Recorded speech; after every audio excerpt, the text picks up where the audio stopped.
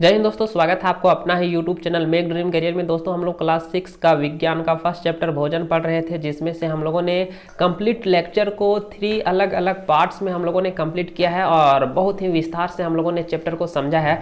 अब इस वीडियो में हम लोग देखेंगे प्रश्न अभ्यास हम लोग इसमें पूरा कंप्लीट करने वाले। चलिए वीडियो को हम लोग स्टार्ट करते हैं। तो पहला सवाल जो है वो बोल रहा है कि सही उत्तर का चयन कीजिए। आपको 4 ऑप्शन दिए हुए रहेंगे प्रत्येक सवाल का, उसमें से जो सही रहेगा उसको आपको चयन करना है या फिर आप उसको सही कर लेंगे। ठीक है, चलिए तो देखिए यहाँ पर पहला जो सवाल है वो बोल रहा है कि आलू में क्या होता है। तो दोस्त यहाँ 4 ऑप्शन आपके पास है। ऑप्शन क जो है वो मंड, ऑप्शन ख जो है वो प्रोटीन, ऑप्शन ग वसा, ऑप्शन घ खनिज लवण। तो दोस्त हमने आपको परीक्षण के माध्यम से समझाया है कि आलू में जो रहता है वो कार्बोहाइड्रेट रहता है और मंड जो है वो कार्बोहाइड्रेट का ही एक रूप होता है। ठीक है, तो कार्बोहाइड्रेट इसका सही ऑप्शन है, या फिर इसको मंड भी हम लोग कह सकते हैं। ठीक है, तो इसका सही ऑप्शन क्या हो जाएगा? मंड हो जाएगा। नेक्स्ट दूसरा सवाल की ओर बढ़ते हैं। सवाल नंबर 2 जो है वो कहता है कि हड्डियां एवं दांतों को किसके उपयोग से स्वच्छ रखा जाता है, यानी कि उसको हेल्दी बनाते हैं हम लोग। तो इसका 4 ऑप्शन आपके पास दिए हुए हैं। ऑप्शन क जो है वो लौह तत्व, ऑप्शन ख जो है वो कैल्शियम, ऑप्शन ग सल्फर, ऑप्शन घ इनमें से सभी। तो इसका जो सही ऑप्शन है वो है आपका कैल्शियम। हमने चैप्टर में इसको विस्तार से समझा है कि कैसे हम लोग कैल्शियम की सहायता से हम लोग दंत को और अस्थियों को हम लोग स्वस्थ रखते हैं। ठीक है, चलिए नेक्स्ट हम लोग देखते हैं। अगला सवाल जो है वो बोल रहा है तीसरा कि इनमें से किस में पोषक मूल्य शून्य होता है। तो पोषक मूल्य जो है वो शून्य होता है आपका पूछा जा रहा है, और ऑप्शन है आपके पास 4। ऑप्शन का विटामिन ख रुक्षांश, ऑप्शन ग प्रोटीन और घ जो है वो वसा। तो दोस्त इसमें जिसमें पोषक तत्व लगभग नहीं होता है वो है हमारा रुक्षांश। इसका कार्य, वर्किंग सब हमने डिस्कस किया है लेक्चर में। चलिए अब हम लोग आगे बढ़ते हैं। तो देखिए यहाँ पर जो पहला का अंतिम सवाल है 4 नंबर, वो बोल रहा है कि घेंघा रोग किसकी कमी से होता है। ऑप्शन है आपके पास 4 का है विटामिन सी, कैल्शियम, उसके बाद घ है आयोडीन और घ है वो फास्फोरस। तो देखिए जो घेंघा रोग होता है वो भी कैल्शियम की कमी से होता है। किसके कमी से होता है? कैल्शियम की कमी से। तो इसका सही आंसर हो जाएगा ऑप्शन नंबर ख। ठीक है, चलिए नेक्स्ट हम लोग सवाल नंबर 2 देखते हैं।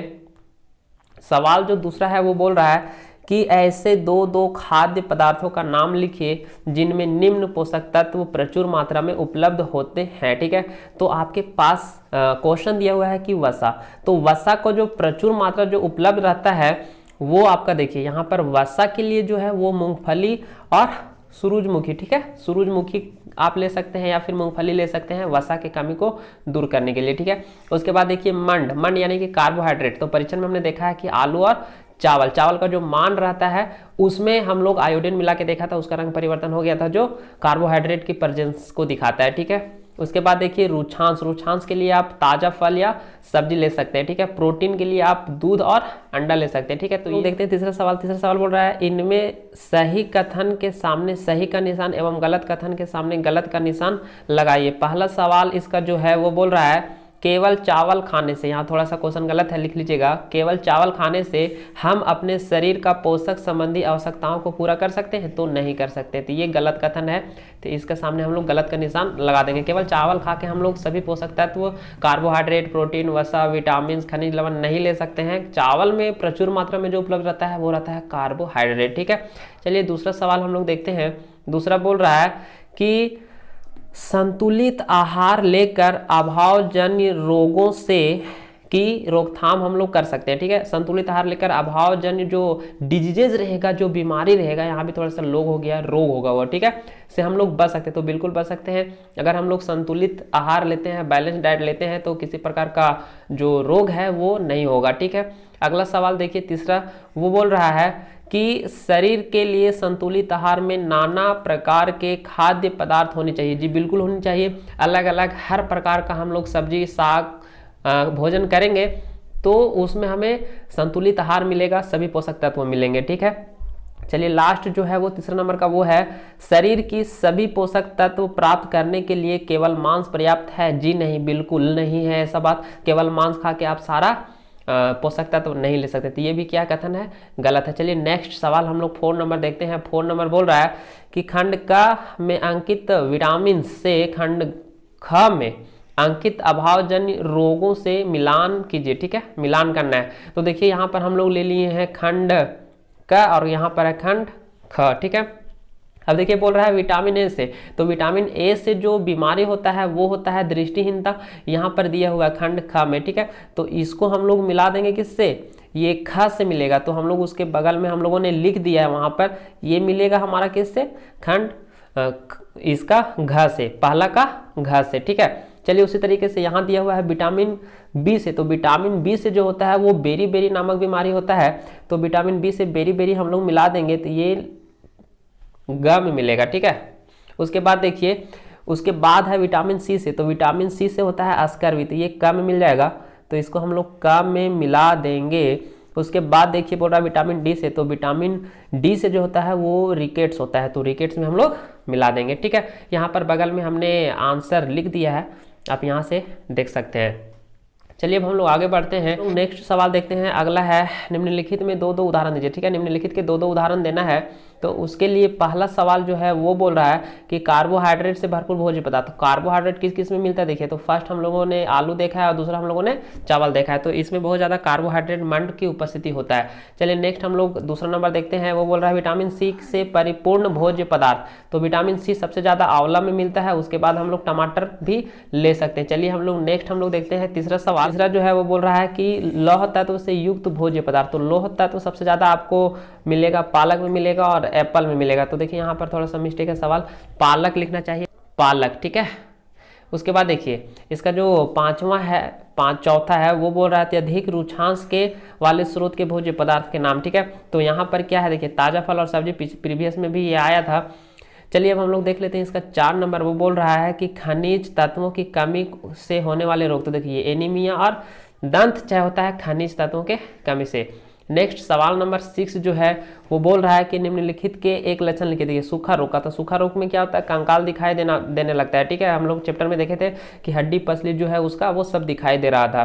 चलिए नेक्स्ट जो है वो पायरिया, पायरिया दांत से संबंधित एक रोग है, इसमें क्षय रोग और दंत क्षय होता है और रक्तस्राव होगा, दांत से जो रहता है ना वो ब्लड आने लगता है। ठीक है, उसके बाद देखिए तीसरा है वो बोलता है घेंगा रोग, तो घेंगा रोग में क्या होता है, गला फूल जाएगा और शरीर में मोटापा हो जाएगा। चलिए हम लोग नेक्स्ट बढ़ते हैं, मोटापा के लिए पूछ रहा है, तो मोटापा का आंसर नीचे लिखा हुआ है, इसमें हाथ पैर जो है वो और शरीर जो है वो भारी भारी लगने लगता है। ठीक है, चलिए नेक्स्ट हम लोग देख लेते हैं क्वेश्चन नंबर 7। क्वेश्चन नंबर 7 कह रहा है, इसके लिए हम लोग इसको पहले एडजस्ट कर लेते हैं अच्छा से।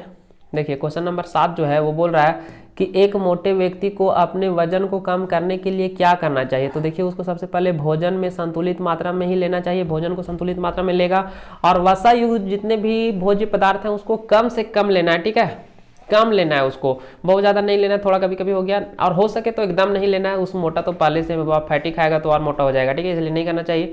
उसके बाद प्रतिदिन उसको एक्सरसाइज करना चाहिए, व्यायाम करना चाहिए। नेक्स्ट हम लोग देख लेते हैं 8 नंबर सवाल।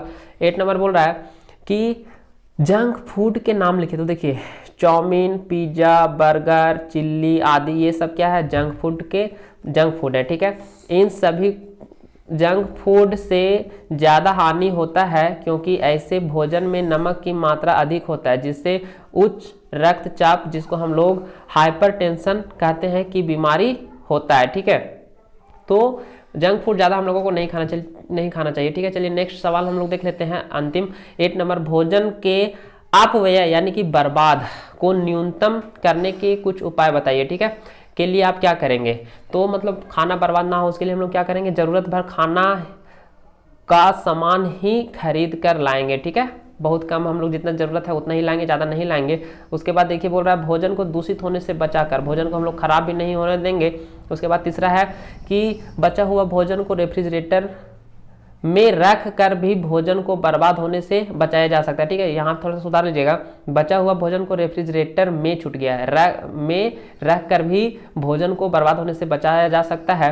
और चौथा जो है वो बहुत इंपॉर्टेंट है। ठीक है, चौथा यहाँ पर जो हम लोगों ने पॉइंट लिखा है वो क्या है, बचा हुआ भोजन को जरूरतमंद को देकर, ठीक है, जो खाना मान लीजिए कि बना है और उसको नहीं खा पाए, घर में जो फैमिली है वो बच गया, तो उसको बर्बाद होने से अच्छा है कि हम किसी ज़रूरतमंद को दे दें या फिर जानवर को हम लोग दे दें। ठीक है, ज़्यादा नहीं, जानवर को बांट के हम लोग दे देंगे ताकि जानवर जितना पचा सके उतना ही देंगे। ऐसा नहीं कि घर में गाय है तो हम उसको बहुत सारा चावल दे देंगे तो फिर दिक्कत हो जाएगा, ठीक है, उसको स्वास्थ्य खराब हो जाएगा।